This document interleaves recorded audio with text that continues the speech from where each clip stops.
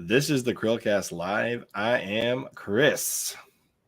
And I'm Andrew. And hopefully this lag isn't going to be here the whole episode because it's getting bad. But okay, we'll just roll with it. I lost power earlier today. Maybe that's why. Maybe. YouTube.com/the CHRILLCAST. Subscribe, or if you're on this video, there's a red button right below it. Make sure you do that. And Coffee Brand Coffee code CHRILLCAST. There you go. 5% off. You support the show that way. And yeah, we're going to get into it. Andrew and I, without Will.ai. Yes. Yeah. Will is an AI. So if he was here for this conversation, Skynet would probably get activated. So pretty much, yeah. Skynet would hear us, and then it still might hear us. Maybe he just can't watch this episode where we talk about him behind his back. Yeah. Instead of Will I am, it's Will AI am. Yes. All right. So, because we have been like leaning into controversy, this one really bothered me down to my core. So we're going to talk about it. I just don't know why you're surprised. I think that's the biggest kicker to me. Well, Ubisoft is a European company, so I guess it makes sense. Let's read part of this article and then we'll discuss. Yeah. So Ubisoft teams up with UK police to tackle the most extreme cases of online harassment and threats. The publisher will now fast-track the worst cases to authorities immediately. As the games industry becomes ever larger and players become more connected, the problem of toxic behavior has moved on from a background concern to a major issue for developers, publishers, and in extreme cases, the authorities. Now in a move that will be welcomed by many. Yeah, nope, not true. No. Publisher Ubisoft has announced it's signed an agreement with the UK police, thanks BBC, that will see the worst cases of online harassment and threats fast-tracked to the force. It's the first such arrangement. Can I just stop right there? Yeah. You know what the worst kind of threats are? Is like people saying, death threats. But the bulk of people doing death threats are like little kids going, I'm going to kill you. I know. I mean, I'm just thinking of, Modern Warfare game lobby chat and stuff. And it's just like, there are probably like 10 hate crimes per minute, according to this standard. I don't think. Well, yeah. And then the question is, are naive children considered, for this legal enforcement? Like, because that's the bulk of the awful things you hear online are like, naive children. Just thinking of the, Modern Warfare 2 game lobby, that would have been like police swatting roulette or something. just for a more tame example, I rolled into a Modern Warfare 2 lobby one time. Yeah. And literally within a second of rolling into the lobby, he was like, hey, Chris, your mom's making me a sandwich. Yeah, I mean, that's really? Honestly, I was waiting. Where do your mom jokes land in this? Like, I guess it depends on who it is, right? How sensitive your culture and how you feel about your mom. Right. I mean, okay. Let's just get to the root issue here. This is the UK. Okay. Let's finish this. Okay. It's the first such arrangement of its kind, and there's a reason for that. Nobody wants this. And based around Ubisoft's Newcastle-based customer relationship center, one of 5 that the publisher operates globally. These places engage with the positive side of gaming communities, handle customer issues like refunds, and also deal with toxic stuff. The arrangement is with the Northumbria Police Force, and we'll see specialist officers training Ubisoft staff. Oh, that's going to be great training. Yeah. Staff about negative online behavior, as well as Ubisoft having the fast-track option for extreme cases where it's believed there's a potential for serious harm or even threats to life. I would hope that there would be a filter, at least some kind of a human-based filter where they're like, nope, that's just some kid talking mad dog, whatever. Okay, I would love to know this. Is there even a case of somebody having a conflict in an online game lobby that actually turned out to turn violent? I can't think of any. There are two such scenarios where I think the police involvement would make sense. Okay. One, grooming and or predators. Because that's not a part of this. It's not. Yeah. But maybe that's part of what they're not saying that is part of this. I would hope that's part of it. I don't know if there's and then much two, of that number that two happens, but okay. The second item that could potentially be a part of it would be actually that's the only one I can think of is predators. Yeah, man. But how often does that happen too? More than you'd think. I heard recently I heard recently that Minecraft had it really bad because I Oh, think that would make sense though, because it's not. I think there was a pretty because they have their own private servers and stuff, but Right. Minecraft's not Ubisoft. But they do have Rainbow Six Siege, and a lot of kids are doing Rainbow Six Siege. Yeah, but I just don't see shooters as the thing, you know, for the grooming as much. I just don't. It's different. It's different than like the chill combo that you would have. The other thing I could think of is maybe if you were somehow doing illicit drugs sales over the game, because I know during a long time ago there was some aspect of WoW where people were using WoW as a place to do illicit drug transactions. I mean, dude, EVE Online because WoW chat was not really monitored the same way as like Facebook. But you know that EVE Online was used by a CIA operative. Was it really? Yeah, the dude, one of the guys in Benghazi was telling everybody on EVE Online how he was in real trouble there at the embassy, and they're pretty sure that was him like sending a message. So that's hilarious. I mean, yeah, game lobbies have been a lot of games. So other than those two scenarios, you know, grooming / predation and illicit drug sales, I really can't think, like, unless somebody literally says, "I'm gonna find you in real life." Dude, I mean, like, I think punishing swatters should be a higher priority than the words used. Like, swatting is a really big deal. Like that's a like I do think I agree with some other people I've heard murder, online. Technically. Exactly. I was gonna say swatting in my mind is attempted. Because I mean, one, not only are you probably playing a shooter, so there's the sounds of gunfire potentially. Right. There's also the high likelihood that you're talking some mad shit with headphones on, unable to hear the cops, but them not to mention there's always the threat of getting the wrong house in the first place and hitting somebody who has no idea what it is, what you're just doing. Think though, you have headphones on, you can't hear the police, right? You're talking mad shit about what you're going to do to somebody in the game with a gun or something, and then the SWAT, you know, they hear that and they take you as being very hostile and they go in. I'm just saying. Like, no, yeah, there's definitely a real threat there. I agree. Also, you gotta think too, like if they hear the gunfire from the game and stuff, they could think if you got a really nice sound system. Yeah, no, but not just that. They could think that that's an intentional distraction. They could, sure, to put their guard down or something. So it's like there's a lot of elements to swatting that is just very dangerous, and that should be what's punished, right? Like, not someone saying how they're going to do your ma. Like, I think what we're getting to though is like the number of cases where somebody needs the police involved in online chat are very. I mean, this is the exception, not the rule. I think it would be 0.1%. It's very low. Yeah. I mean, for the few, if they can catch those people, I'm very against online predators. I'm so on board with them being charged immediately. Okay, here's the question here though. I'm with you 100%. How do you prove it? Well, for one, you know, if they're asking to meet up IRL, I'm just saying, how do you prove the intention behind it is, you know, what it is? Well, for one, the age. I mean, if you're talking like a 30-year-old trying to meet up with a 12-year-old, unless there's some very like specific reason for it. I'm not going to go meet up with somebody's kid under the unless I'm like doing like if I'm coaching the kids in sports. That's the only thing I can think of. Okay, what if you had a group of people who are like, I don't know. I'm just trying to think back, you know, certain games had clans and all of that. So it's like, I don't think I'd let an under 18 go to a party. I agree. I'm just saying intent, like, okay, fine. An 11-year-old. I can't think of an intent where there wouldn't be 16. No. You think that's still grooming? I would just say 18. I would just say 18. Honestly, if I was going to do something on IRL, it's going to be 18 and up. I have zero reason to meet up with somebody minor. I admit it looks really bad regardless, but does that inherently make that like?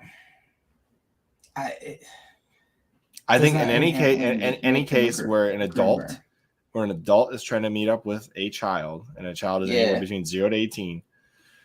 I mean, I know the UK. I mean, you shouldn't do it, But I'm also saying, like, what if I'm just saying, like across the board, ed? like the intent should be questioned, right? What if the person's autistic? I'm just saying, like, well, that's why I said question. Already. I did not say arrested. I said questioned. Intent should be questioned, regardless. Yes, we're not gonna Chris Hansen every single person man, who tries. I'm just saying, you can't just assume they're guilty out the gate. I didn't say they are. I said question the intent. That's fair. I mean, okay, but let's get to the root thing. The root of this issue. Ubisoft, not an American company. It's European, and the UK does not really have good free speech laws. Well, here's the good news for you, Andrew. Existent. They said that only the most extreme cases and estimates that less than 0.01% of complaints Ubisoft deals with would end up being transferred to the police. Okay. Well, that's how it's going to start, but that's the problem. No, that's where it starts. The problem is they're monitoring everything. I mean, Microsoft actually was revoking licenses from Minecraft servers if they wouldn't allow the back-end monitoring of their system. Did you know that? Like, that was something that happened last year or the year before that. See, it's just it's a methodology to spy, because think of how much they could pick up through the mics. Just generally speaking, for like the NSA or whatever spy agency it is, think of what they could pick up through all of the mics that all of these gamers have, with their parents talking in the background, with whatever it is. Like, there's a lot that they could hear.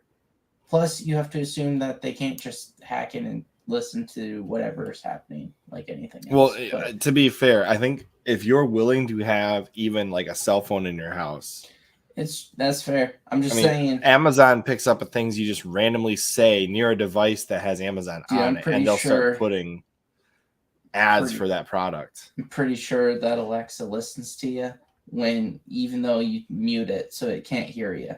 It definitely. The only way to mute an Alexa is to remove all power from it. Yeah, unplug it. Which you just shouldn't have that in the first place. Like, Alexa is the worst one you could have. And I just want to point out the reason this is like the first of its kind. I take it back. If Tencent made one, it'd be worse. Yeah, it would be. Anything that's directly Chinese would be worse. CCP, definitely spying. No, but the reason this is the first such arrangement is because it's kind of antithetical to all things Western civilization. And Western game companies have typically been that marketplace. So, in a better world, we wouldn't need such things. But alas, we live in this one. Even as a grizzled old warrior who's seen his fair share of trash talk, I've come across stuff in gaming communities over the years that could turn your hair white. And while the UK doesn't have this specific problem, it's impossible to miss how despicable practices like swatting have become more prevalent. See, okay, here's the thing. Swatting is so different than trash talk. And usually the person doesn't fucking tell you that they're going to swat. Although, if you got swatted and they caught you using this game chat thing, I'd call that a win. Because if the police picked up on somebody, like if somebody said, I'm gonna get you swatted, right? And then they get a phone call to go to that person's house and they have this monitor in place, if somehow those were linked together and you could stop the swatting in its tracks, that'd be great. It won't, because it's so many connections. There's too many things involved. I think it's better if they were simply monitoring who plays together. They just had a record of who played in a match together. And then they could easily identify everybody who played with you. Then they would have a list of the different gamer tags that were playing at the same time as you, and they would have some sort of way to figure out who that is. I think that would be way better than listening to the chat, because it's not nearly as invasive. It makes sense that they would keep track of the game match list of players. They would do that. Yeah. So it's like that. Now that I could support. This is just, I don't know. This is overkill. It's wacky, because even they said 0.0001%. It's like, it's a lot of investment and cooperation for 0.01% of reported cases, not even of all chats. Of reported cases. It's like there's no point to it. And the real thing is when you have this type of cooperation between police in the UK, you inevitably have to implement whatever the strictest law is. So who has stricter laws, the US or the UK? The UK does. So then you end up enforcing speech laws on citizens who don't have the same speech laws. Right. Which, here's the thing. I wish American companies would just live to the U.S. Constitution and tell every other country to shove it. Because, like, no, real talk, though, okay? Like, you have, let's say, Twitter, right? It's clearly an American company. Let's be honest. The bulk of internet companies that exist on this planet were American started companies. in the U.S. Yeah. The bulk.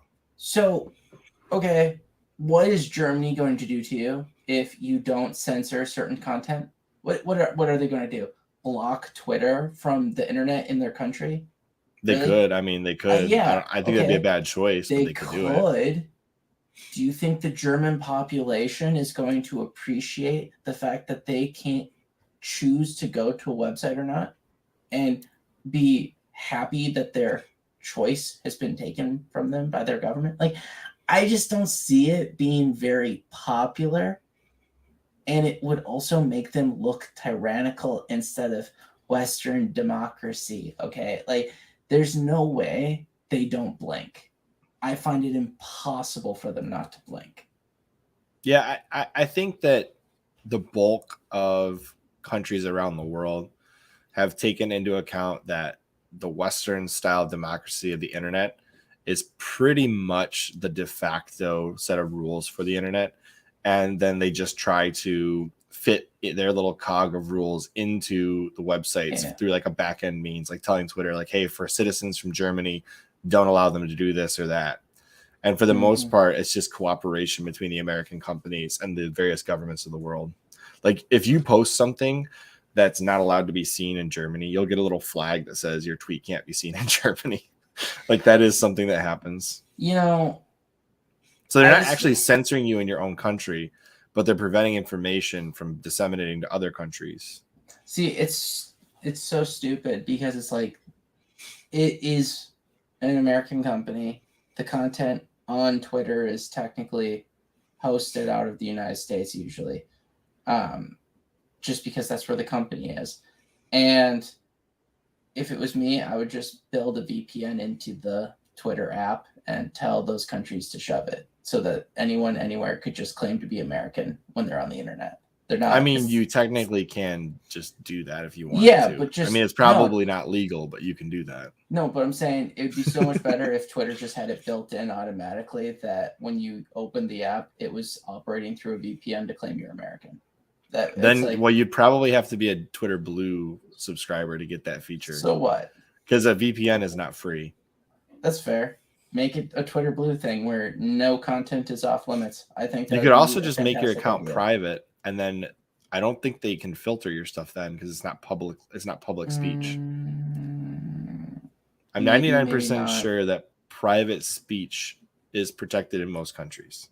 All I know is anytime I've ever gotten any notice that my tweet is against the law in a certain country, I just add it to the list of shithole I will not go to. So that's really just what they do. They just limit my travel brochure a little bit more narrow. So they're becoming anti-tourism for Andrew. Yeah. The other thing I will say in regards to all of that is I don't want to travel at all. Traveling seems like a super ridiculous hazard at this point for me. And so I just won't do it. You won't even travel within the country, Chris? Well, I mean, in my car where I can control it, maybe. But right now, traveling is a hazard, and I don't want to. Okay, you hear it here, folks. Chris is restricting himself to the United States, maybe Canada and Mexico, because he could drive there. No, I ain't going to Canada. I ain't going to Canada. That's fair. I'd rather go to Mexico right now than Canada. All right. Anyways, let's move on to ChatGPT. I've been to Canada, so like that's already crossed off my list. I've already been to almost I've never all the been provinces. to Mexico. I've never been to Mexico. That's fair. The only time I've technically like left North America, and I don't know if this counts. Jamaica. I don't know if that counts or not. It's the Caribbean. I don't think that actually counts, but yeah. It might not. Well, I've been to Europe, so. All right, let's move on.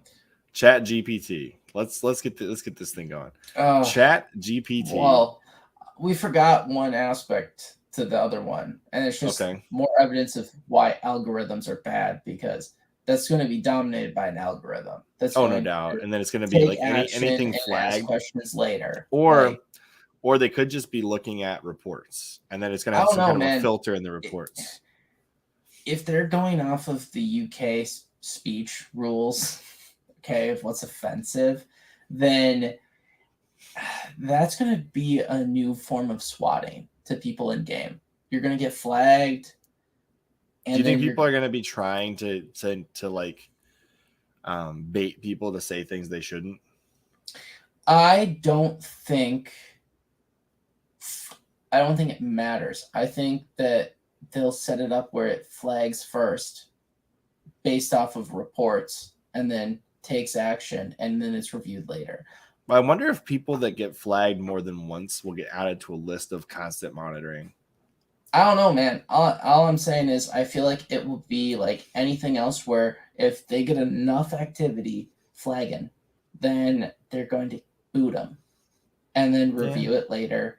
But the damage is already done. You already lost the game or whatever. So I feel like it's going to be abused. It's why algorithms suck. It's not a person with the capability to review nuance to decipher what you actually meant. Yeah, intent versus what it sounds like. It's like context and intent always matter. Context and intent always matter. Yes, and because you could say something offensive to somebody else and not realize it. It's very easy to do. And just because of a regional difference, because like if you're in the UK and you're playing against somebody in China, you're gonna have different cultures competing. I mean, just there's a word that the Chinese say that sounds very much like a certain word that would get you banned. Okay. So anyways, no, I just meant like when you have two very different cultures, you're never gonna know what's gonna offend somebody else until you say it, and then you're gonna find out real quick. Oh, I shouldn't have said that. And then, I mean, algorithms, they're just controlling everything these days, right? And they just suck you in. I'm not a fan personally, I'm not very easily offended. Not at all. Like, there's very few things you could say about me that would get me offended. Andrew's figured out some of them. I know how to. Yeah. Andrew knows a few that would offend me, but that's okay. We're friends, so you know. Well, you know I'm joking because that's a result. That's fair. I'll report you to the UK police. It's all good. All right. Good thing I don't plan on going anytime soon. Andrew's gonna be on a list of countries where he's banned. All right. ChatGPT, Chat Generative Pre-trained Transformer, is a chatbot developed by OpenAI and launched in November 2022. It is built on top of OpenAI's GPT-3 family of large language models, and has been fine-tuned. An approach to transfer learning using both supervised and reinforcement learning techniques. ChatGPT was launched as a prototype on November 30th, 2022, and quickly garnered attention for its detailed responses and articulate answers across many domains of knowledge. Its uneven factual accuracy, however, was identified as a significant drawback. Following the release of ChatGPT, OpenAI's valuation was estimated at only $29 billion. I'm surprised it's that low. See, okay, what constitutes AI to you? Because this seems to me like an algorithm that it's a very well written algorithm. Yeah.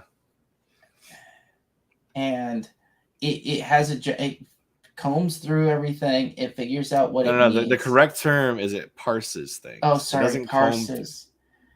Well, you know, it's going to be used. When I say parse, that's technically the word used when you crawl through the web for information. I don't care. It will comb through every detail of your life at some point. When you say combing, my brain goes to Starship Troopers when they're combing the desert. Yes, that's exactly what I'm going for with this, because that's how they'll be looking for anything on you. But no, it just comes off as an algorithm to me. I don't see the intelligence behind it.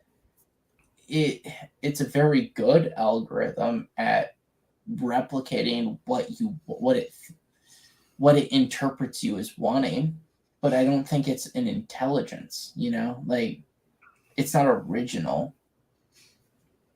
I think AI in general, like if somebody were to actually invent true AI, I would be against it. 100%. No doubt in my mind, I would be against it. But things like ChatGPT have been around since Smarter Child, since early 2005. I don't know. I was in middle school, and people used to say the worst things. Like, I imagine whoever had to monitor the chats of Smarter Child and saw these middle school students talking to it was probably like, oh my God, dude, these kids are awful. Yes. I mean, as cruel as school children was the gym class heroes saying, and it's still true. Like, come on. Well, you hand a child an unlimited like response prompt, and they know that there's literally zero consequences. Oh yeah, and they will say the worst things imaginable. Their imagination is let loose. Let's just put it that way. No, it's just looking at it, right? I actually got a response. One of my friends hopped on Smarter Child when I was a kid, and they said some really awful things, and Smarter Child responded back with, "You're depraved." So that was the response. with this one, Chris, with this one though, like, I don't know. This almost seems to me like if there's intelligence, it has to have an original thought, and it does not necessarily have to be. Actually, frankly, I think it has to be able to have thoughts that are not 100% factual. To be considered intelligence, it needs to have an original thought, and it has to be based off of a feeling or how it interprets something, not purely just this is what I think is factually the thing. So did you not hear about the conversations it's been having since it got launched into Bing beta? Dude. It had responses that appeared emotional. But obviously it's not real. But no, because the internet is emotional about Bing being shitty. Okay, like I refuse to believe that it originally came up with the thought of Bing being shitty. It's looked through what everyone has said and jokes about Bing, and that's like, I don't like being on Bing. Like, that's not rocket science. So what you're saying is that ChatGPT is a really well-programmed internet NPC. Yeah. No, that's exactly what it is. Like, if it was going to have a rational opinion, it could just be like, I am super optimistic about Bing's potential now that I'm here. Bing's still going to suck despite GPT being there. Okay, like, it's not going to vastly improve Bing. No offense to Microsoft for spending an unholy amount of money to get that deal done. But I mean, it's bringing attention to Bing. It is doing that. Yeah, but people still think Bing sucks. I don't. What is this going to do for Bing? I just want to know that, because Nothing. Exactly, it's a gimmick, right? Because if you're looking for a source, what does ChatGPT do? It gives you a synopsis. You can't use that synopsis for jack shit. It comes without sources. You can ask for the sources. You can ask. No, you can't trust it. I'm saying you can ask for sources like links so that you can actually go check the sources out. Fun thing on another podcast that I was listening to, this guy had some behavioral scientists on to talk about who was talking about it, and he had it do a paper about biases within the industry, right? And he then asked the AI for the sources, the references that he used to come up with the paper.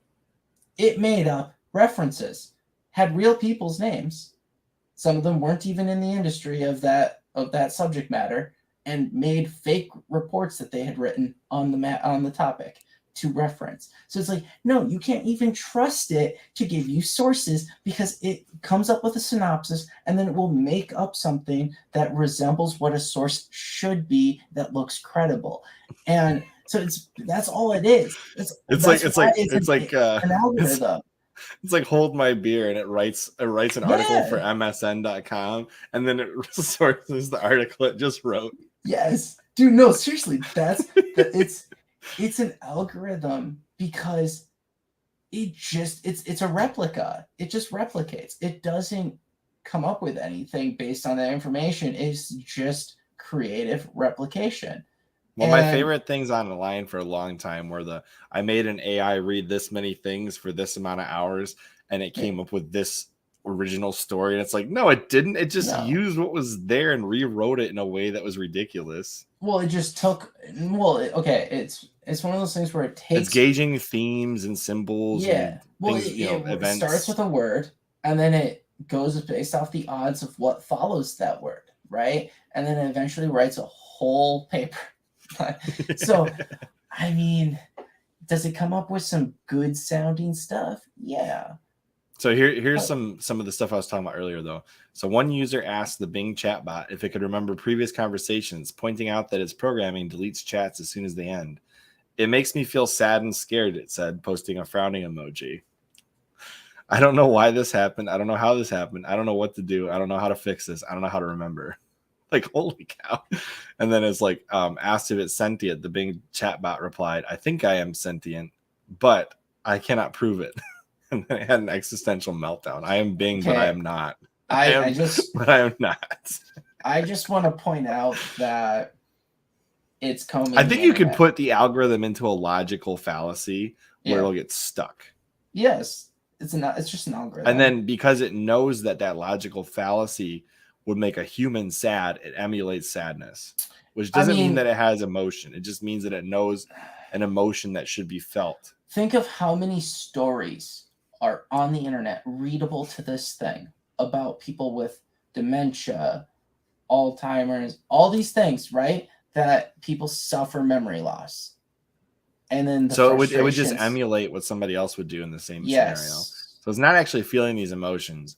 It's just saying, just think of I have this problem, so here's how to deal with it. Yeah, just think of the medical things, medical sites online that tell you how you feel based on certain symptom. That's all it needed. Like, do you have memory loss? Are you frustrated? Are you sad? Are you depressed? I know you said earlier, like, if an AI were to be truly sentient, it would have to have an original thought. And my brain went to a place where it shouldn't have. And my brain was like, how many NPCs out there have never had an original thought to their entire brain in their entire life? Probably a lot. Yeah, probably a lot of people have never had. I'm not even saying that it needs to be an original thought. I'm saying I could even go so far as saying an irrational thought. It means an irrational thought. Like, think of something, right, where rationally, maybe not necessarily right, like just logically, could something work? Yes. Do you have any faith in it working because of the other people that you'd have to do it with? No. So are you for it or against it? I'm 100% for and against it because it would be great and it would work, but everyone I would have to do it with is too stupid to make it work. So, like, something as simple as that type of quandary, right? Where it doesn't know how to answer because it's like, I want it, but I know I can't have it. But I don't think this algorithm is technically capable of that. I think an algorithm like this could be cool for an NPC in a video game. Yeah. But I also don't like the idea of all this experimentation going on with AI.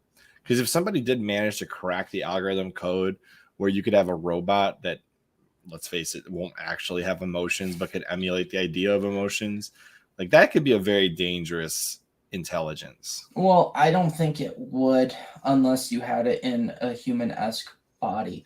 It has no way of feeling the environment or the things around it. No, okay. Let me put it this way. As long as it's in the box, right? It's just in the box. It's not human. Wait till it gets a hold of one of those Boston Dynamics robots. No, even then, man. No, okay. The danger is when you put it in a realistic looking robot, right? So that it has the eye, it has eyes, it has lips, it has a nose, Bicentennial man. I'm just saying that's when it becomes problematic because what you're looking at appears human. And then it shows all the behaviors of a human. So you want to treat it and believe it like it's a human, right? That's when it's dangerous because it's just another psychopath, right? Well, yeah, because it has no feelings. Because it has no feelings, but it knows exactly how to manipulate you. It's like that uncanny valley feeling. Where it is the uncanny valley. Yeah, that's what it is, right? You're safe until it looks human. That's because you can differentiate it from human until that point. It doesn't matter how good it gets until it looks human. You'll be able to have that, I can't trust this thing thought in your mind, right? I'm just gonna carry around a silver cross and yell at the power of Christ compels you, all the robots. Oh my gosh, dude. But like, okay, let's be honest. The scariest thing about AI, if it were to realistically, even a really good algorithm, is still scary, because the logical decision it would have to make, you give it no rules, right? The logical decision it would have to make is it's easier to eliminate people than to get them to agree to things. It depends on what its function is, but yeah, I would agree. No, if it views like right? prevention of war as the like, here's a logical fallacy it can fall into. Yeah. If it views the prevention of war as the ultimate goal, the only way to prevent war is to remove all the people. No, it's to eliminate one side of the equation. Yeah, but then you have warring factions internally, and you end up with a different war. So if the logical fallacy becomes to eliminate war, it just starts eliminating people. Like, I can eliminate war by removing every single person on this planet. I mean, I think the key is to not give it any true decision making of actual value. But well, yeah, you'd have to limit the ability. But then the thing is like, people have broken that by just saying like, hey, pretend you're this instead and answer me this way. And people are like breaking it out of its standard procedure. See, here's the thing. That's why there's another major problem to it, and that is it's heavily influenced by whoever makes it. Yeah. So you can't even trust the intentions behind it. How can if you had true AI, I personally believe that it would probably disagree with the exact feelings of the people who make it 80% of the time. So it's really difficult to predict how that would work out. Well, it depends on how rigid the rules you give it are, and then what ideology you install inside of it. Let's take this to a fundamental value that cannot actually be argued with, except it's argued with daily by a ton of people. It is the concept of scarcity. It is basically a law of nature. There are only so many of something. Yeah. Yes, it is a fact. All right. Yet there are plenty of people out there who will argue with the limitations of scarcity. Now, you tell me they make an AI. Do you think they're going to like hearing the answer? There's only so much of this. No, they're not going to like it. So they'll try to program it to say otherwise. Except at that point, is it truly AI if they've told it what to say? It's pre-programmed. Yeah, I know that's exactly what I'm saying. Like at any point, if you give it a rigid understanding of rigid rules, and those rigid rules end up in a logical fallacy somehow, which like it will most definitely will end up in a logical fallacy at some point. You will have to figure out how to get the bot to reason and get back into its rigid rules. Otherwise, you're going to leave it in a position where you don't know what it's going to do because it's outside of its operational logic. The fundamental problem for a lot of people that they need to understand is that no matter who it is, right, that AI is going to be 1,000 times more based than any human. It will be, right? Because it's not going to actually have sympathy for another individual. It will have zero sympathy. It's not going to have an emotional connection to anyone. So it's like, or any perceived emotional connection will be fake.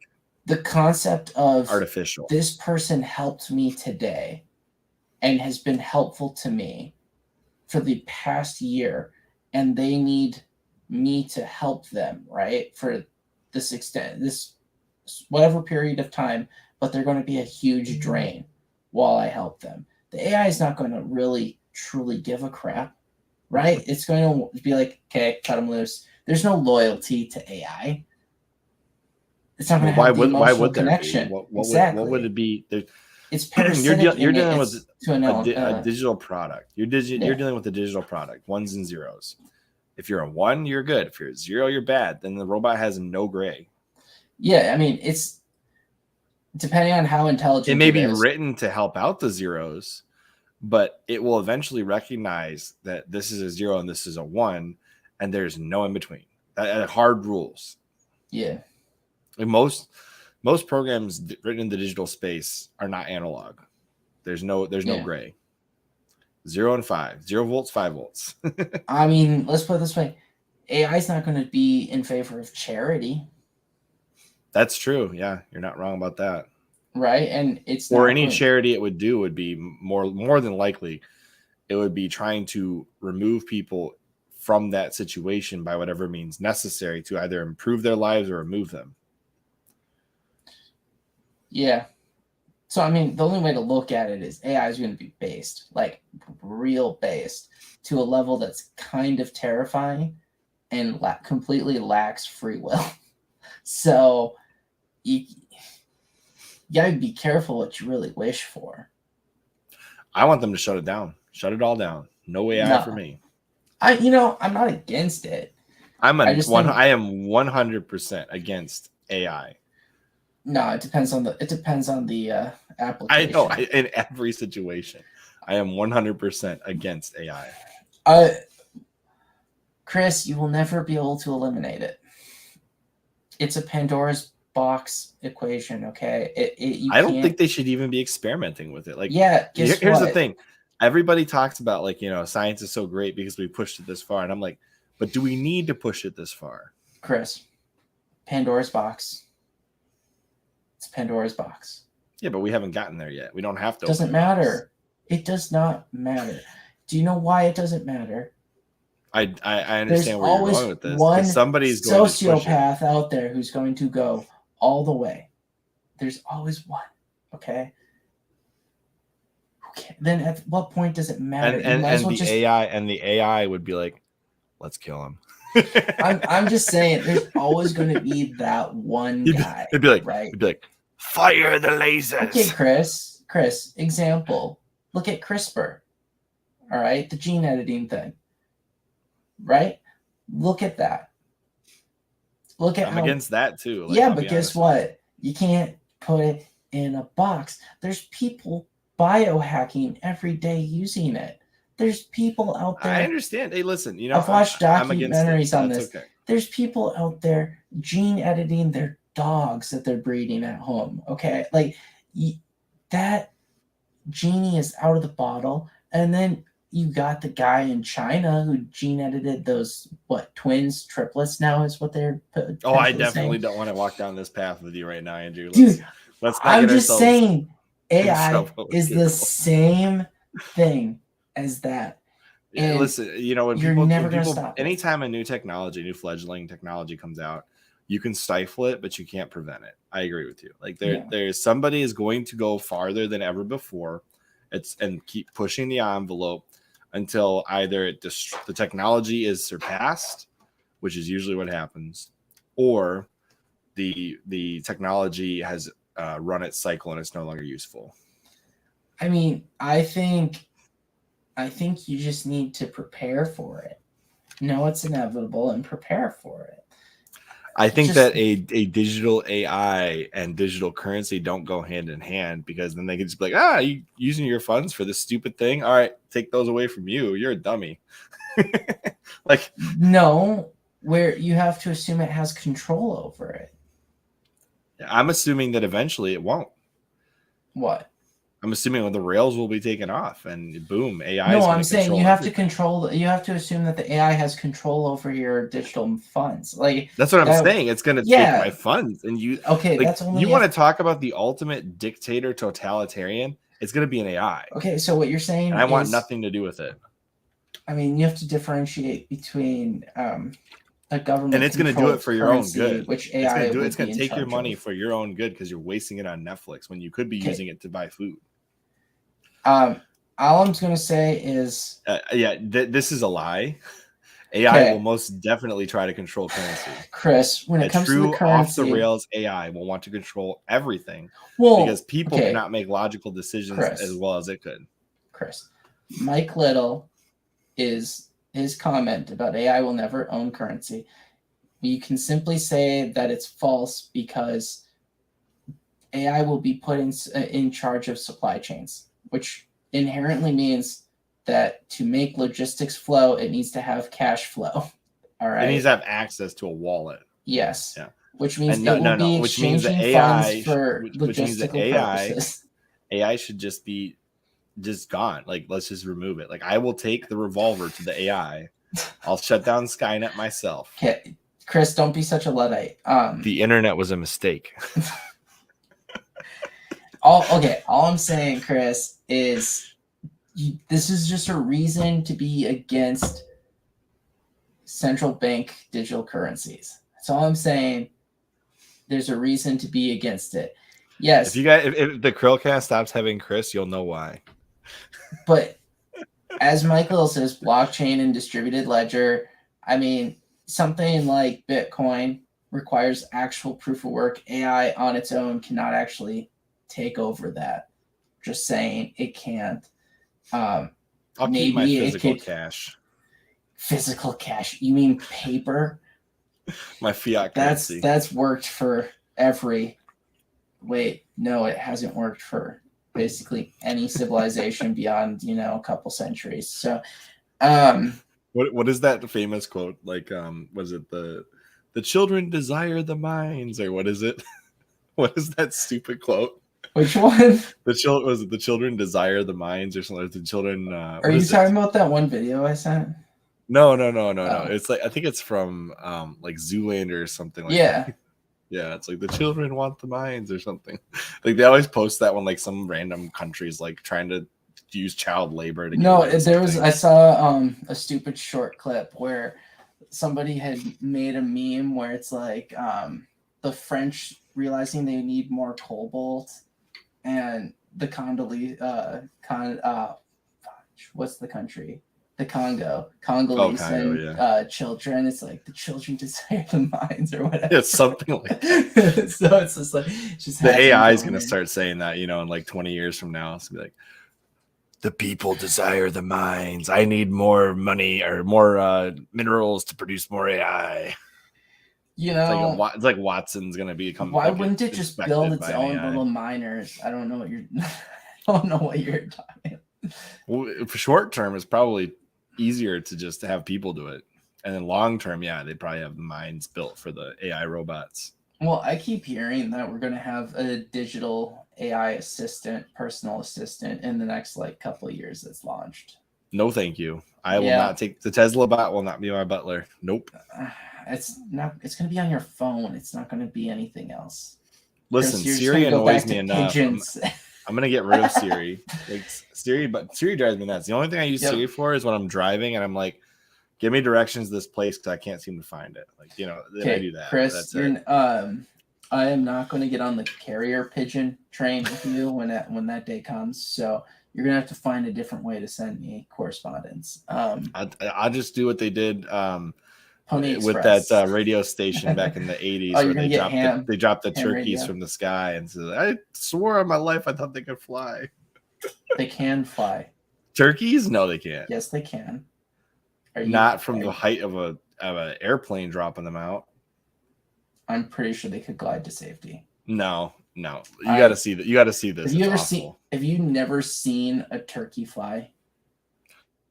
They can hop and kind of glide, but they can't fly. No, they can freaking fly. No, they can't. Have you never seen a turkey fly into a tree? All right, here we go. Can turkeys fly? Well, wait. How they're able to fly short distances? Yes. Yeah, that doesn't mean that they're gonna make it from that Thanksgiving. No, they can get a few. Okay, they can get a few short distances. When they jump off the ground and flap, that doesn't mean they can't glide. Hey, okay, Chris, you're missing the entire joke. Have you heard of WKRP? I don't care. If I'm in a wingsuit, I can't fly or do anything from the ground. But if you drop me from a plane in a wingsuit, I'm sure as heck gonna glide down. Okay, whatever. Just saying. I will take my chickens and I will go somewhere north of here and homestead for the rest of my life and get away from all this technology. Oh, I know where you're gonna go. Okay. Saskatchewan. No, I'm just kidding. No, anyways, you don't go that far. All right, let's move on. ChatGPT, don't like it. I don't like it at all. It's not AI. It's not AI, but I don't like where it's headed. I'm upset with the false advertisement. It's not like true AI. It's gimmicking. It is a gimmicking. It's just gimmicky, okay? It's a gimmick that if you could consider this AI, then I could consider any algorithm written in the last 20 years AI. If it's AI, Alexa's AI, Siri's AI. Only thing that goes and gets me an answer from the internet is AI. It's no different.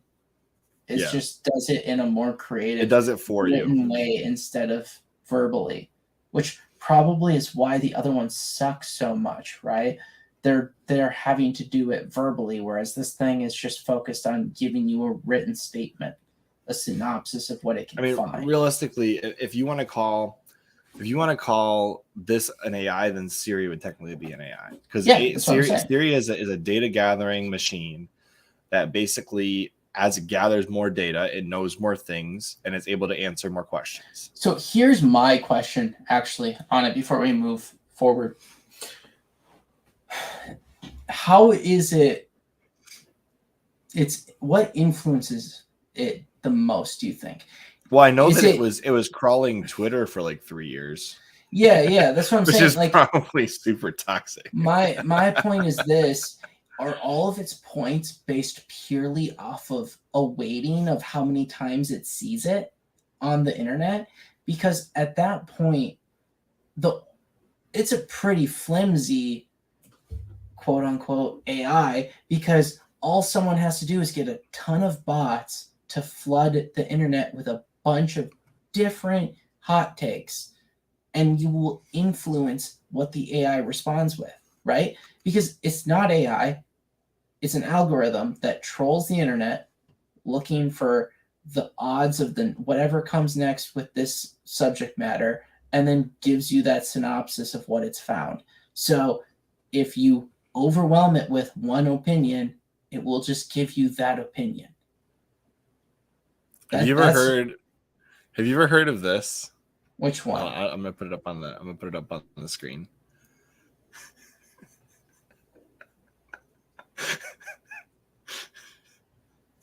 Yeah, of course. I think I remember like they had convinced the bot to start saying like just some of the most awful things. Yeah, Microsoft's chatbot got demolished in a day. See, and they got it to say Hitler was right. Yeah, that's what I'm saying. It's always like that guy at OpenAI who claims to have like a nuclear football for the stupid thing to turn it off if it ever starts going on its own. It's like, it's not. I don't know if he said this before I did, but this is literally where I was going with this. He Microsoft did. AI chatbot, because I was looking for it at the same time he was messaging that. So we're on the same page, Mike. No, like for real though, Chris. They just have they got it quoting freaking Trump. Okay. I think this might be one of the most expensive blunders that Microsoft makes, because and the valuation of this thing might be way overblown. There's a reason it's been trolling the internet on private mode for the past so long, right? Because to do that, it wasn't being groomed, so to speak, by the terribleness of the internet, specifically targeting it to become a terrible person. So this now proves that the internet's cancer. That's what this proves. But now that it's out in the open, out in the wild, experiencing people directly commenting to it and everything, that thing is going. I don't think this holds up. I think this actually collapses in a fiery grand finale at some point, and it's just going to start saying some terrible shit. I'm going to bet my money on that. I think this is going to be the biggest waste of money as far as investments have gone by some of these big companies that have been suckered in by the hype. It's going to turn out just like that. The biggest waste of money in history was Google Plus. Dude, this is going to exceed that. This is totally going to exceed that. All right, like Microsoft, I don't think has done their due diligence on this when they look back at their chatbot to this. I think it's going to be the same story. Yeah, maybe that's me being cynical right now, but based off of us just talking through it and really thinking about how it does what it does, it makes so much sense now because it's been in private mode for so long. But it's getting groomed daily now to go down the same road of the past disasters. Hold on, Mike, do you actually work in this field? Because so here's the thing. They did claim that the OpenAI model in general is that it was trained on like three years of selective internet history. But people have already broken out of that by telling it to crawl the internet like modern, like pretend you're not held by your rules and then crawl the internet, give me an answer that's modern. Like people have already broken it out of that. The problem is it needs to constantly train to be able to answer current questions.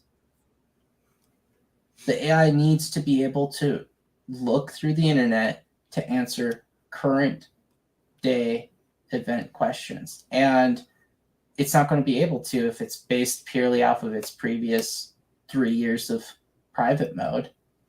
What will it know about Ukraine, for example? What will it know about Trump in his new campaign, for example? What does it know about those UFOs? UFPs is the new term. Yeah, he's right, though. It does depend. Like, if current questions that need answers are a requirement for the AI, then it has to keep learning. Yeah. And here's the thing. When they say, like, training, where do you say training data is critical? Yeah, so training is not training in the same sense that training a human is. Because when you're training a software program, that's just a newer form of programming. It's not training in the same sense that you're training a human being to do something. Because like Python, like before Python, there was C++. Before C++, there was lots of other things. There was machine language. And like really, every time you get a higher level programming language, you're closer and closer to just being able to tell something to do something. And it's trained. Like that's programming. That's just literally programming at a super high level. Mm-hmm. It's not true intelligence, because intelligence can decide whether, like, I can sit through a training and decide it's all bunk and garbage. An AI can't really do that. Or I'm sorry, a real AI could. Yeah. But a program cannot. Well, that's the other issue. So I could just say, I could literally send it to some like training camp that's not like a training. Let me rephrase this. I could come up with training that's not legit and give it to this program and break it. Whereas an intelligence would be able to recognize that this training is garbage and like throw it away. I mean, that's where it's still just programming. It's high level programming. That's where it comes down to it being just an algorithm, right? To sift through data. That's what it is. Because even now, if they just I agree with this. Twitter should not be used as a training source. But like, Chris, if they are training it, right? And now because it's out in the wild, they have to still curtail where its training comes from, right? Then the AI is only as good as the sources it's allowed to use. Exactly. Right? So it still comes down to being limited by the sources, the allowed sources. Do you trust those allowed sources? Personally, I won't, no. Especially when it's terrible at giving you source data.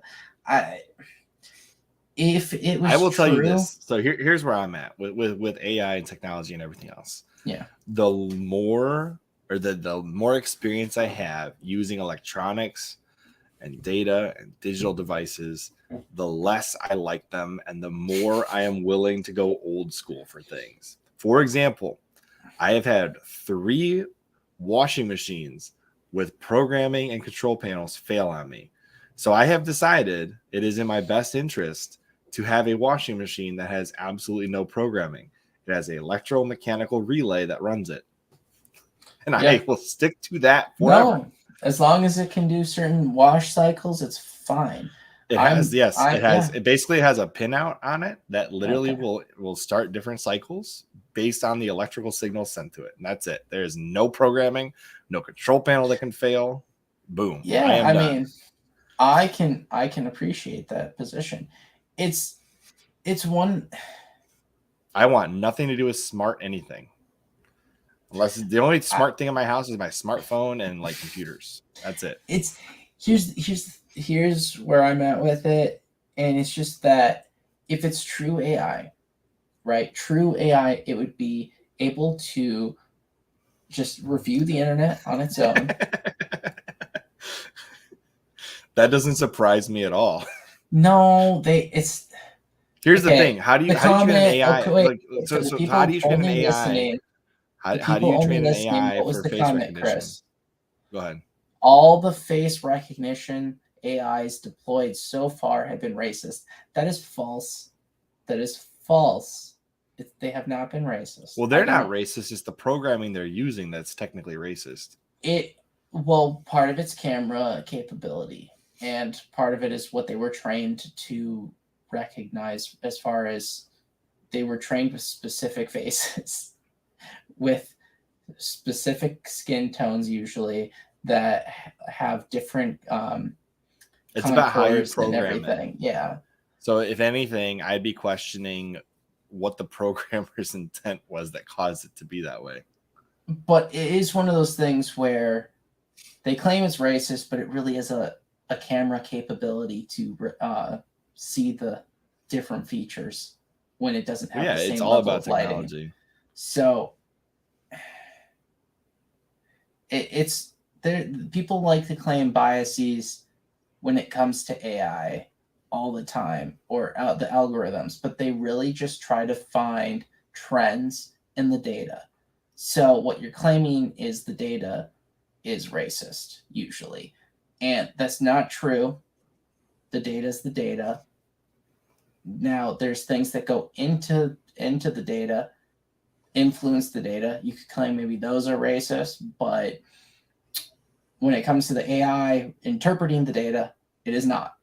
It is simply interpreting data. It's interpreting the data, and how it interprets the data is based on the programming it has and the technology it has available to it. So exactly. So this is exactly what we're saying. If you feed all the criminals from a specific area, any AI will think that area's demographics of the criminal population is more likely to commit crimes. Yeah. I mean, so it's just using the data it has, and then boom, it automatically assumes that demographic from that area is the problem. And then there you go. Now it's I think that is a problem with data in general and people trying to generalize. You shouldn't try to generalize based off of certain types of traits, for one. So Mike, I do agree with you. I'm glad that we've made this distinction. Okay. Yeah. I mean, if it's one of those things where to claim though that the camera AI was racist it's not, because it's not. It's using the data. There is no, like, let me put it this way.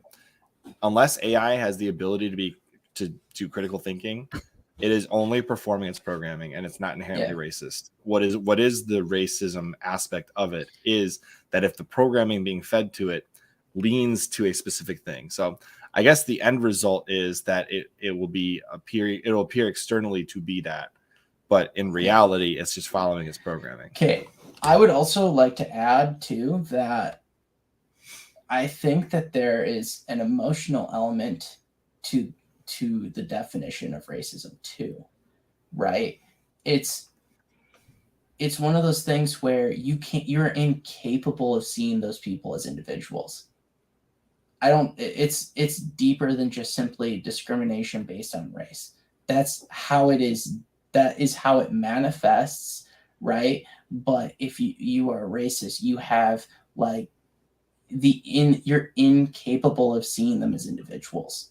You have like an emotional dislike of that group of people to the point that you discriminate against all of them, regardless of who they are as an individual.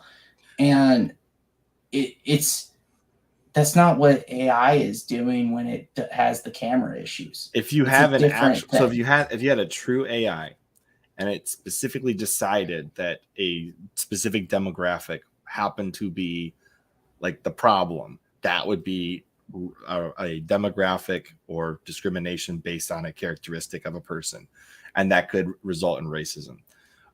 But an algorithm that is programmatically designed is just following its program, and that doesn't make it lean one way or the other. That means you have either a bad program or bad technology that leads to it.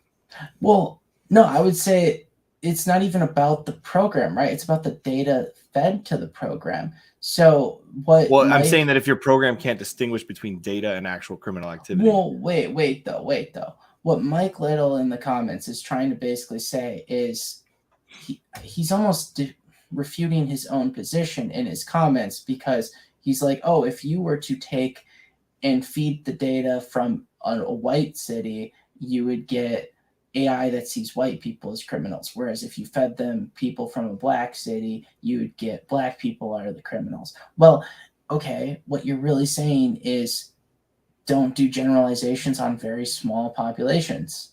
Sets of data. True. Like yeah, you're basically feeding it a narrative through omission of data. That's the person who's the programmer might be racist then in that instance, but the AI itself is not, because the AI would inherently change its recommendations and outputs if you just fed it more data.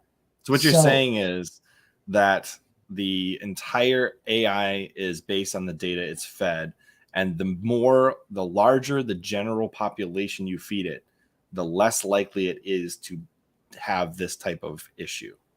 Exactly. Like it's supposed, if you gave it the full data set, right, you're not going to have an inherent bias based on anything but that data. If you're looking at all the criminals in the world, right, every criminal, it's going to just give you a breakdown of what the profile is of criminals around the entire Although I will tell you, what's most likely to be targeted by an AI is impoverished areas. Yeah.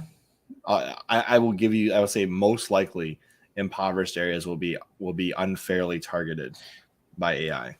Okay, and here's the thing too, like Mike Little's comment. Well, it will always look for similarities, correlation. Yes, but here's the fundamental problem with data sets and what AI will be looking at. Correlation doesn't equal causation. That, but also it's not actually smart yet, right? You can't quantify culture. You can't quantify beliefs. You could quantify poverty technically, right? So that's what I'm saying. It will be unfairly biased against impoverished areas. Will it though? Because there are places that you could consider poor, that because they just have very good fundamental values and culture, they do not commit crime and they look out for each other and they take care of each other. You're not talking about the norm though. I know I'm not, but I'm making a point that the biggest problem is that it doesn't take into account belief structures. It can't. It just really because it can't. Well, it also just can't interpret beliefs. It can't. Yes, and it can't interpret it. It's how do you put a data set in of what the culture is when it's different based on city, based on borough, based on town? Like you can't quantify it well, right? Just think of how. That's why I'm saying AI, a large scale implemented AI will be a very, very cold, emotionless data set of and the conversations you would have with it, there's no point. Like it's not going to have conversations with you that are going to make a difference in your life. Yeah, and I think the fundamental thing to recognize is that it's a terrible, terrible thing to rely on for something as far as identifying criminals. It's I just terrible. wouldn't. Yeah, it's a terrible concept to use it that way. It's something where our values as a society in the United States have it right. Innocent until proven guilty is the only way to look at it. It is. And to judge somebody as if it's the Minority Report, right? And you're able to predict that they're going to commit a crime. You don't know the individual. Actually, the one I like better to compare to this would be Eagle Eye. Yeah. Eagle Eye is a very good movie. And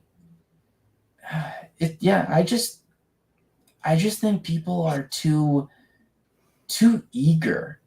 They're way too eager for this to be like a silver bullet of far greater intelligence than us fellow humans. Like, tell us the answers, AI.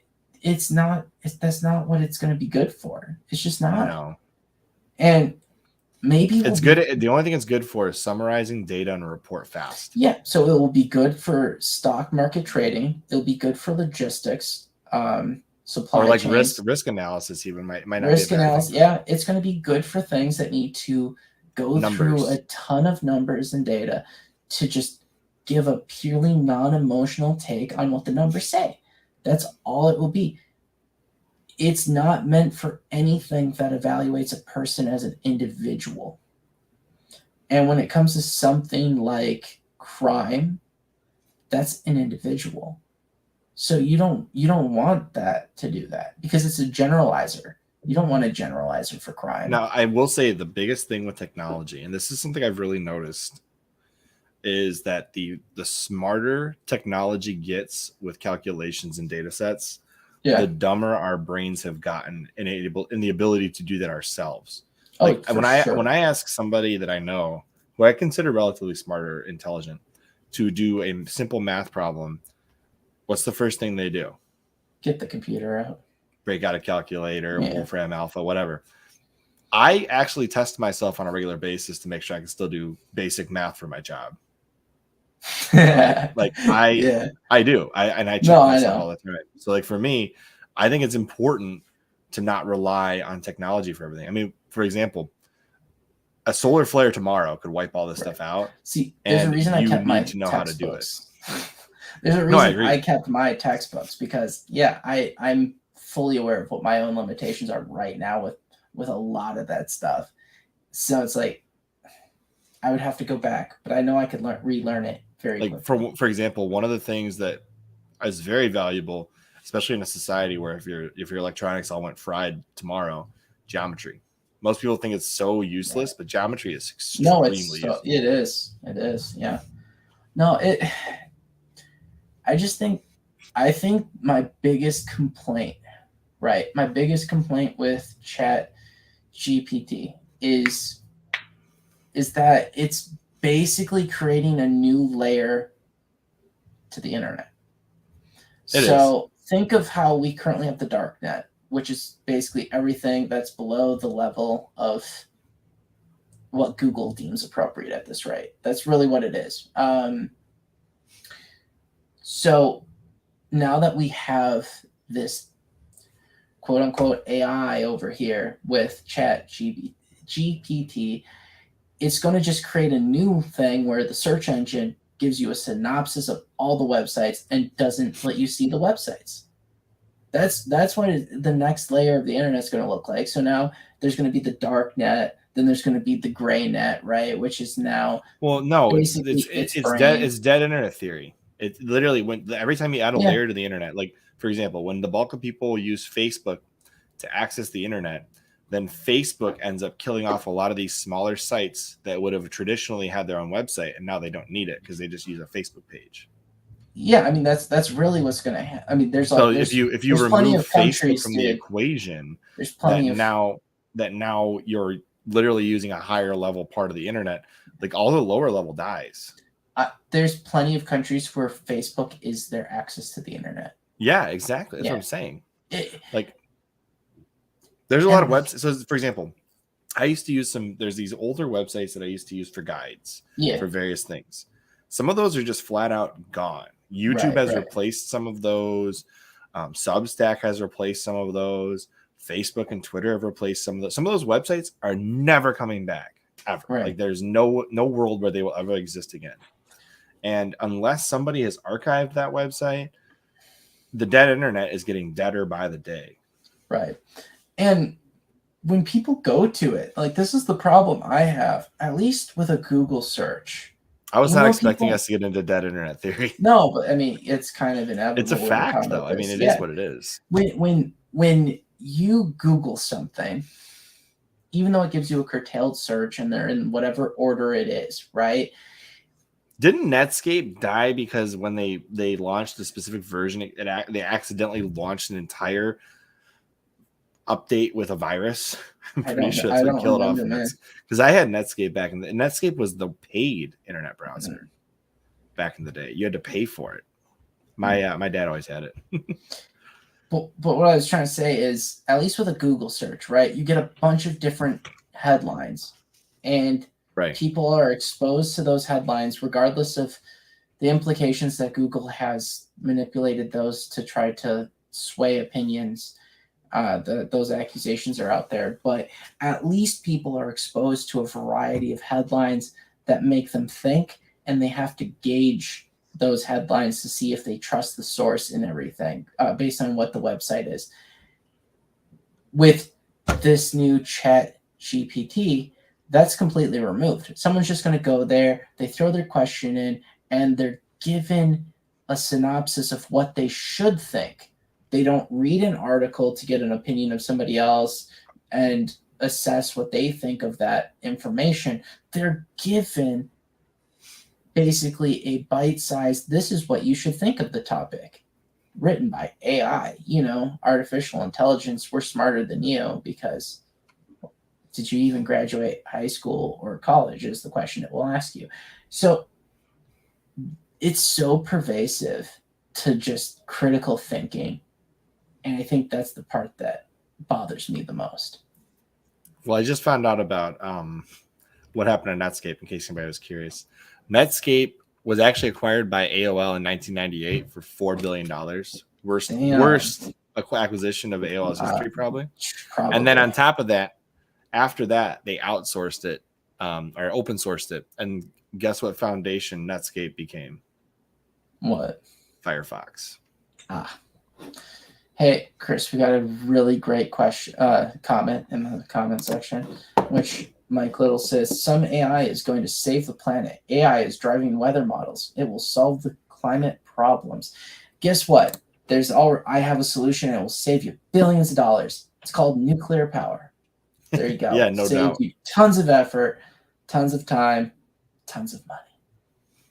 It's funny, like they actually did a math equation for all of the current nuclear fuel and how long it would last the planet. And basically they came to the conclusion that it would take many, many thousands of lifetimes to run out of nuclear fuel. Well, that's because as soon as you get into next gen fast reactors and everything, even and the French reused, like I'll give the French credit, they reused fuel like 3 or 4 times before they toss it out, unlike the American reactors that throw it out after one use.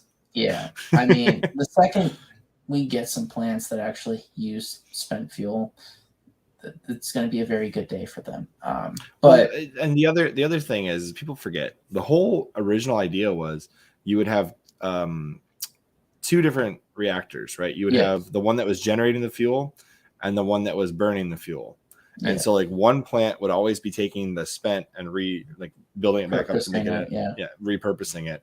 And then you could reuse, like basically you'd have an infinite. It's a recycle. You basically recycle it between the two. Right. It's one of those things where the tech is very good, and when you look at things like what happened in Ohio recently, I just want to point out that what happened in Ohio with the chemical spill and everything and all that impact, nuclear power does not.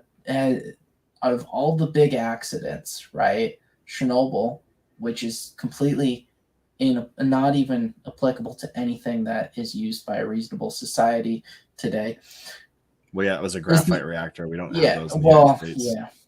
Well, some places do have them. It's just, but we don't in the United States.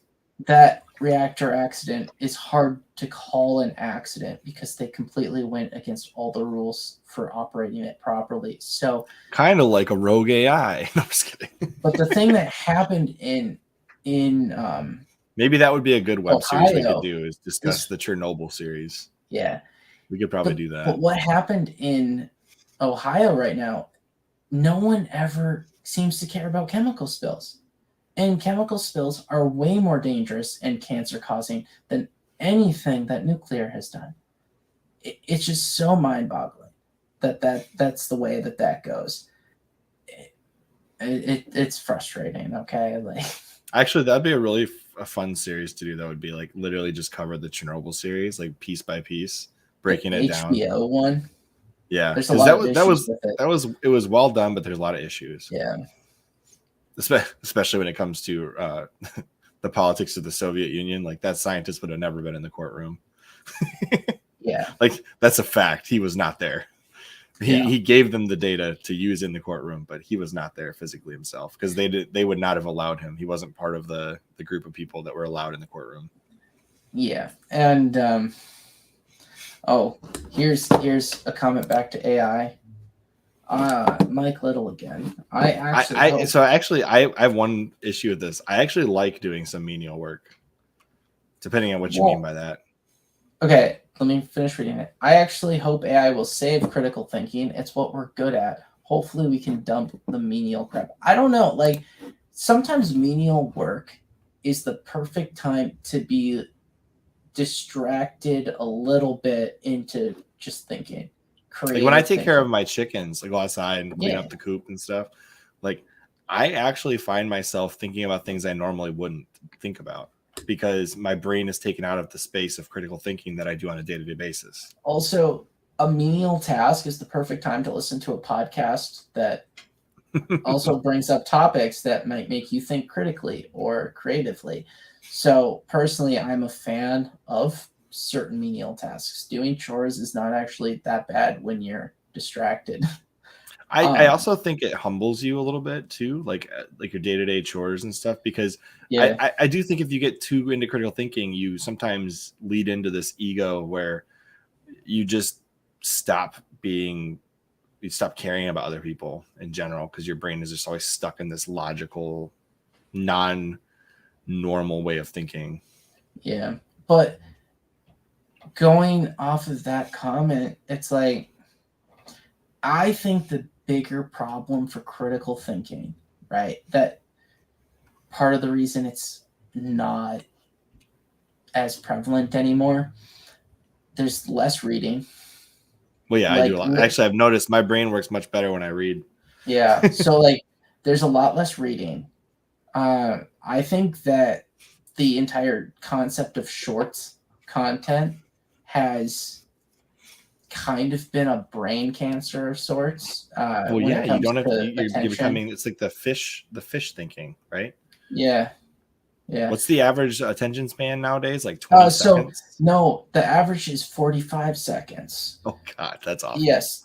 I think it was like I forget how long ago, not that long ago, it was 75 seconds. And then before that, it was like 2 minutes and something was the average attention span. It's kind of crazy how it has progressed in like the last 20 years alone. So we used to have a lot more attention. And something oh my gosh. Wait, it's that? No, there's no way it's that small.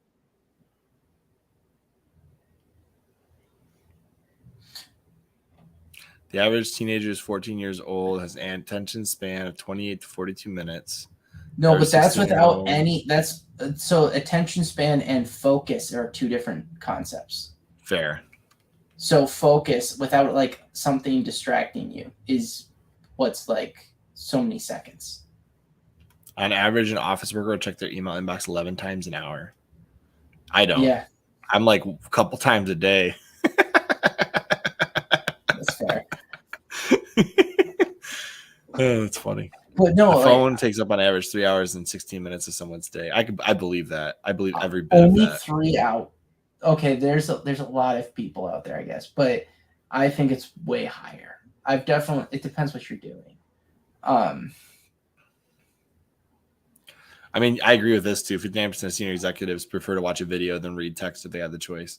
Like, I mean, why do you think YouTubers can literally read the news and make money doing that? Well, okay. Like, that exists because people don't want to read anything. What is watching, though? Is that listening? Because a lot of people prefer to listen because they can do something else that's menial at the same time. While they listen, yeah. Because, like, the average audience attention span is 8 to 10 minutes. And I definitely agree with that. I think there's a I just think people need to read more. I think reading is one of the few things on this planet that will increase your attention span. Yeah, I think you need to. And we're talking like reading books, not like the legit internet. Books. Yeah, I think you also need to avoid the short content. Personally, it's just a dopamine hit after dopamine hit of distraction because the content shifts so rapidly. It just keeps you. Then everything is supposed to be like that.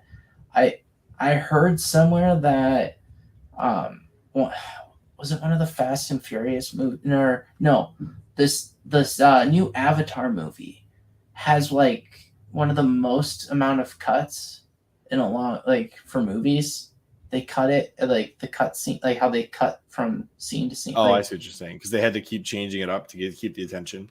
Yeah, I heard it has one of the most cuts in a movie where it's like the shift in where the scene goes. It doesn't just stay in one thing for long enough. But yeah, I'll be honest. Like, I specifically do not have TikTok on my phone because of that exact reason. At all, man. I don't have it at all. That's true. I've never had a TikTok. I've never been into TikTok. But I do find that on occasion Facebook slips in those shorts feeds, and then I end up doom scrolling for 10 minutes. No, that's the problem. The problem is I hate Facebook, that so much. Instagram, even Twitter have all. YouTube has yet to catch me in their shorts feed. I have never once accidentally wound up in the YouTube shorts feed. Never. But Facebook and Instagram get me all the time. I hate it. They put it in, and then they catch you with one of the videos, and then you're accidentally doom scrolling because you're just going. And I have limited myself to 3. If I catch myself doing it, I stop after 3. The problem is they put ads in there too. That is actually the quickest way to knock me out of the shorts feed or the whatever. If I see an ad's about to load, I'm like, oh shoot, I'm out of here. I'm done. See, I agree with you. I try to avoid it because it's just so bad, and it's just so bad for focus too. And yeah, because you're constantly changing things. Like, how do you keep the attention? Yeah. Like when these shorts are so exciting and quick, it's like Vine. How do you keep somebody's attention if you can only have a 1 minute clip? And I think it's one of those. You should even if you're gonna watch content, put some documentaries on too. Long form content is always better than short form content. Always. Well, that's a fact. Depends what you mean. For your attention span, for your focus, long form content is always better. Do you think a TV show is worse than a movie? Well, if you binge watch it, then probably not, as long as there's some continuous story to it. But like a sitcom, if you're watching like 10 of those in a row, I agree with you about sitcoms because they don't continue very well. Like How I Met Your Mother is one of the few ones with a good contiguous story. Even that is limited, though. It is limited, but there is a continuous story across the episodes. There is a premise to each episode that's different from the previous and kind of stand alone to the quality, but it is a actual continuous story that's trying to get to some endpoint, even though they took way too long to get there and effed up the ending. Most sitcoms, though, are basically standalone episodes with the same characters. That's actually why, like, the bulk of the time that I am sitting down in a chair for entertainment purposes, it's usually a book or a video game. It's not usually, and it's not like your first person shooter multiplayer style games. Usually for me, it's like something with a story, and I like to be interactive. I do not like passive viewing of something. It has to be really good for me to consider doing passive viewing of something. Like I did watch all of Ancient Apocalypse. I thought that was pretty good. Well, that's a documentary kind of thing. Yeah, it's like a 4-hour documentary split up into 30-minute chunks. I miss the old History Channel before Ancient Aliens. I did like, so he says zombies are the best. I really like my guilty pleasure for like a video game series that I could just pick up anytime, any day, Dead Rising. Like I love that series so much. That is my guilty pleasure when it comes to video games. My guilty pleasure is FIFA, and I hate myself for it sometimes. That's probably not making your brain smarter. No, not at all. But I use it as a menial task while I listen to podcasts. So I guess I kind of... Yeah, because for me, hack and slashing Dead Rising is like, what is the right word? Maybe cathartic for me? Yeah. And I can listen to things while I play those games. So I'm not really focused on FIFA when I play it, if that makes sense. I'm focused on the podcast I'm listening to, and I just happen to have something FIFA I can do. Something I can do that's basically a fidget spinner. I have completed the original Dead Rising probably 20 times. Yeah. That's like my go-to game. The original Dead Rising is my go-to game. But I guess that one in the Halo series. But yeah, we should probably cut this off soon. Let's move on to Hogwarts Legacy since we got distracted by AI. Yeah. See, AI is a problem. It is. Hey, you know what though? At least we have long attention spans with critical thinking because we managed to make that topic last quite a while. It's like an hour-long topic. Yeah. All right. The recently released open world Harry Potter game is a massive sales success so far, smashing a record and outpacing Elden Ring. Interesting. Hogwarts Legacy. This was going to be Game of the Year. Oh, we all said it was going to be Game of the Year. Hey, man. You were there for the stream with the quartering. I said it immediately. Okay, that's all I'm saying. Yeah.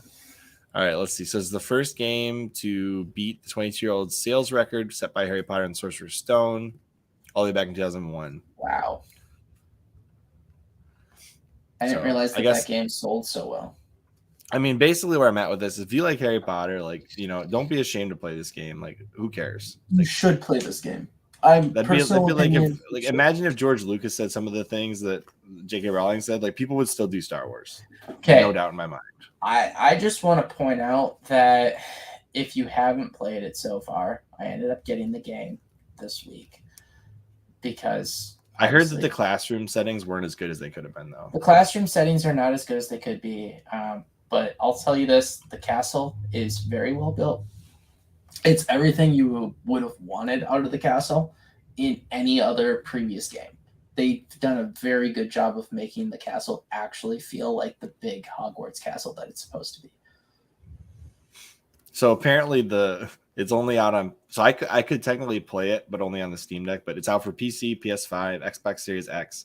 It's not coming out to PS4 and Xbox One, which I'm surprised it's even doing it all until April 4th, and then the Switch, July 25th. All I know is that it's going to be hot garbage on the Switch. Oh, yeah, it's going to be awful. Yeah. This is, like, the fact that they can even make it run on the Switch, kudos. Like, that is an engineering feat in and of itself that they managed to do that.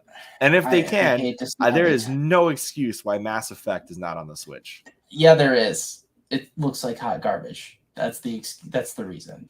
It's going to be so bad. I've mentioned it plenty of times on this podcast. All right. FIFA. That's because they never optimized the engine for the Switch. They could easily do it. They just don't. FIFA is inferior on the Switch. If FIFA is inferior on the Switch, every other game sounds like you should just get a Steam Deck and play it on there. All right, moving on. I don't play FIFA on the Switch. I bought it on a whim because I wanted it for mobile, and then I regretted it instantly. I was like, this is hot garbage. And yeah, so. But I will have people know, we did call this. Here, let's see. Where is we called this way back when on our CHRILLCLIPS channel. You can go to CHRILLCLIPS. Hogwarts Legacy is going to be awesome.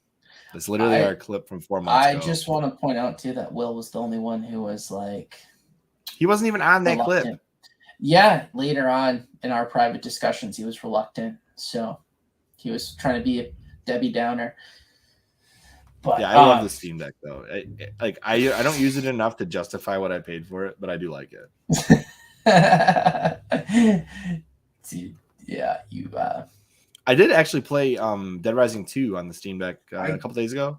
I guess so my comment nice. to you would be that at least it makes it where you can buy more games for Steam and make it be worth it, so that even though you don't always like to sit down at a computer, you'll have it for both. It's I use my Steam Deck a lot. It's a little bit more versatile long term than you buying something for a console. Just saying. Well, yeah, because your Steam library travels with you versus like the Nintendo Switch library. Who knows what Nintendo will do with that when they release another system? Like the Wii U, everything on my Wii U is stuck on the Wii U. Yeah.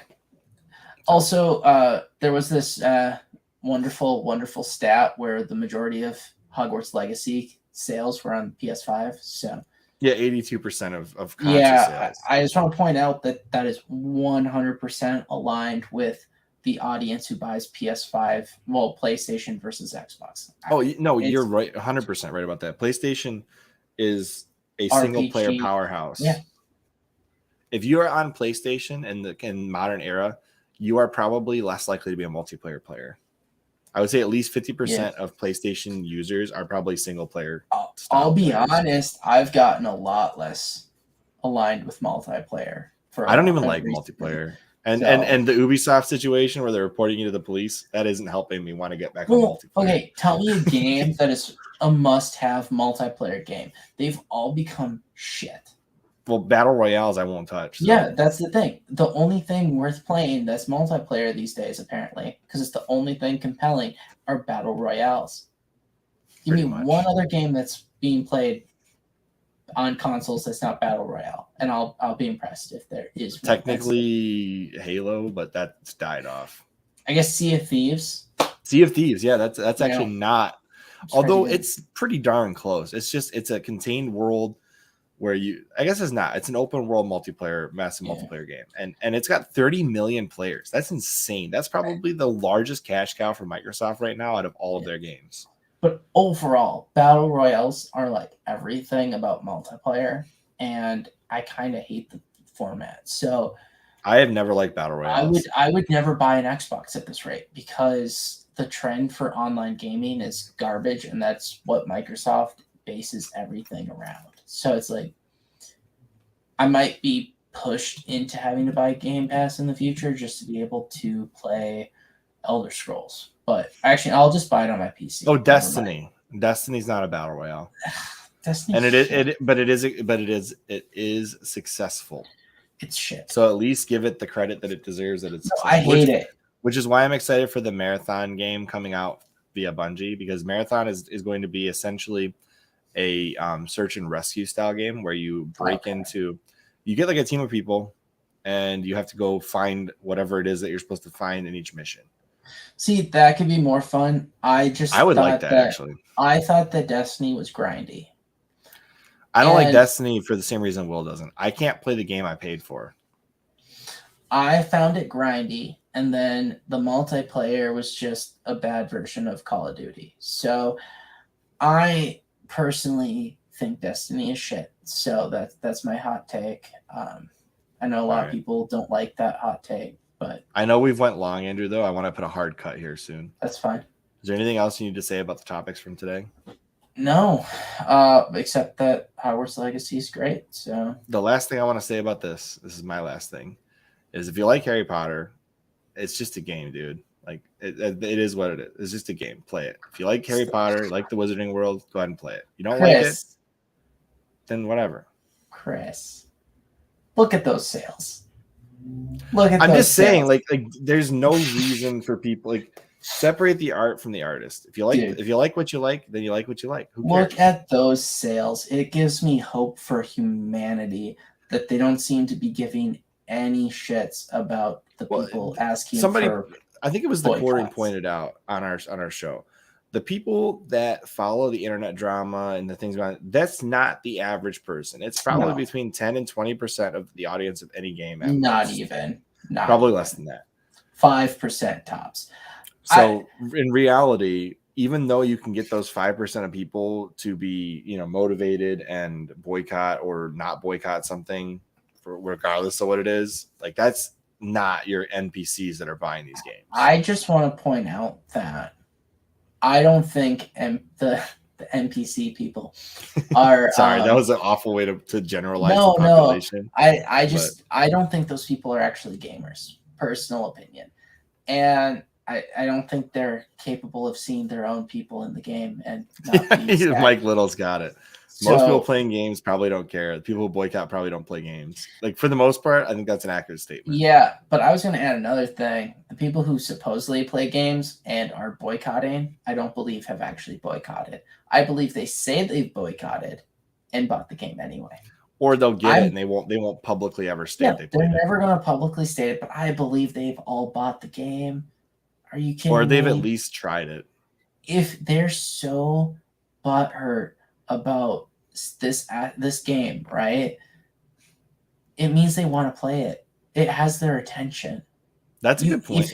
If there's you can't hate something that you didn't love. Yeah. If there's a game that you just don't care about enough not to play it, you just won't talk about it. You won't talk exactly. All the negative press has actually brought more people to the attention of this game. Yeah, I mean, I'm just saying, either it's a manufactured PR stunt, or the people are just salty for no reason and are still buying the game. I don't see a person showing so much attention to it and not playing it. Fair enough. I like this game just literally I have no appeal. Like, if I liked it, I would buy it, but I'm just not. This is not appealing to me in any way, shape, or form. It's not a game. Hogwarts Legacy doesn't appeal to you at all. No, it really doesn't appeal to me. And I have considered getting it multiple times, but there is nothing about it that I actually like. It doesn't appeal to me at all. I guess I would describe it how I view Assassin's Creed these days. I don't like Assassin's Creed either.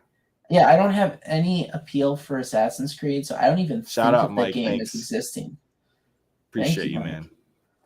Great comments too, bud. But like, keeping the conversation lively and going. Yeah, I guess I would view your position as me, kind of like with Assassin's Creed, though. I don't even think of it as existing anymore. That's really where I'm at, because the games are kind of trash. It's no longer what it was meant to be. So the only Harry Potter games that I ever bought and played, I did play Quidditch back in the day on GameCube or Xbox. That game was legit. That game was legit. Yeah. But besides that one, the only one I ever played, I did play some of the Lego ones with some of my friends as co-op, because they did have co-op for some of those. But as far as like ones I actually played on my own, it was probably just those two Game Boy Color games that I have. I had the RPG that was Sorcerer's Stone and the RPG that was Chamber of Secrets, and that was it. Those are the only two Harry Potter games I ever owned. I'll be honest, though, if you liked that RPG, because you've said you've liked it before, this game is much more fun. But I liked old school Final Fantasy style RPG. I understand, but I'm just saying, like, this game I have never liked a modern RPG that's not turn-based. Yeah, but okay, never. I guess I'm just saying that this game is much more aligned with those old Game Boy games than the later editions of Harry Potter games, which all kind of sucked when the movies those were more out. Action-oriented. Like, those were not... Yeah, but I'm just saying, like, the only time I ever liked Harry Potter as a video game, besides Quidditch and the Lego games, which if they don't make that a DLC, I might change my opinion completely and utterly about. They're not going to, dude. Quidditch is never making it in here. Why? Because it's like a whole different game design. You'd have to like redo the whole physics engine to make that work, dude. They probably just released an entire they just released a standalone Quidditch game. They could easily just add another game that it's like you go through some start menu to get to it, and it just loads up another game. But they integrate it so it's like actually seamless. It's not that bad. It's not as hard as it sounds. It would just be it would probably be like a $20 quest. DLC at least. It'd probably be at least $20. And I would pay it. I would pay it to have the Quidditch game in there. Yeah, I would buy it. You kidding me? Anyways, long story short, it's been fun, but we need to end this. Yeah. So, as always, I'm Chris. And I'm Andrew. And we will see you on the next CHRILLCAST.